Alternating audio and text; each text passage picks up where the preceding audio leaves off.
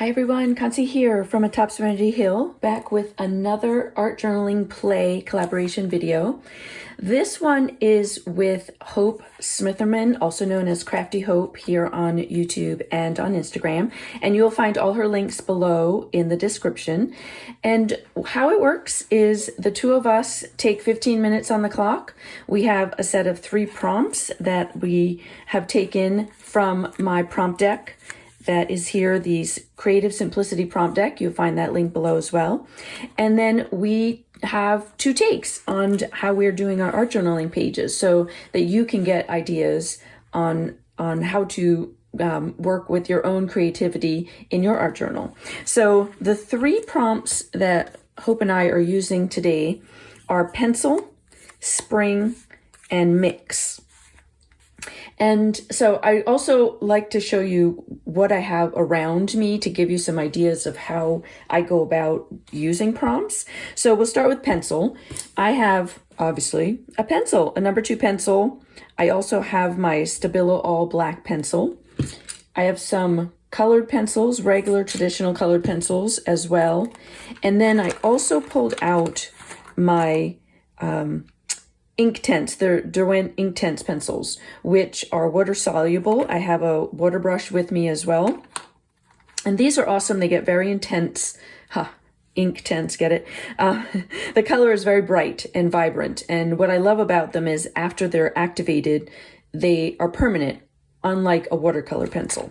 So I have those handy for the pencil.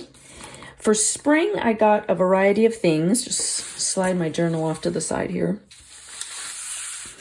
I went with, when I think of spring, I think of color. So I got some yellows, kind of like daffodils, and soft greens, bright greens, soft and bright, for growth. And then I also found this piece of a printable that I have that I really love. It speaks to me as far as spring. I got this little strip of paper that felt springish. I have some rubber stamps, a tulip, some leaves, butterflies, and a dragonfly, and some stamp ink. I did green and black. And I also have this sheet of butterflies I printed out for an example for another class I have taught. So I could pull some butterflies from this, and this is a jelly print that I absolutely loved, and again, spoke to me as far as spring. So I have those all handy, as well as a glue stick.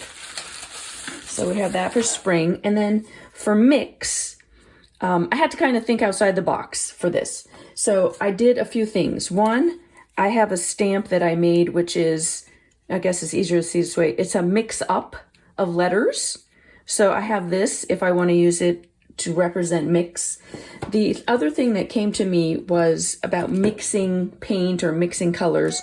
So I got out gesso, and I got out some acrylic paints in my favorite colors, and I got a scraper so that I could like drip the paint on the page and maybe scrape it together and mix it together.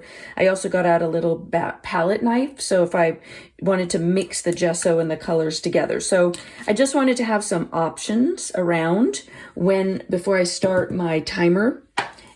It's always good to have some stuff floating around, because if you're timing yourself and you're limiting yourself, you want to not be stopping to go and grab something.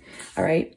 So the way I also work this, if you've watched any of the others, you know, because we had to pick these ahead of time, they're randomly-ish picked.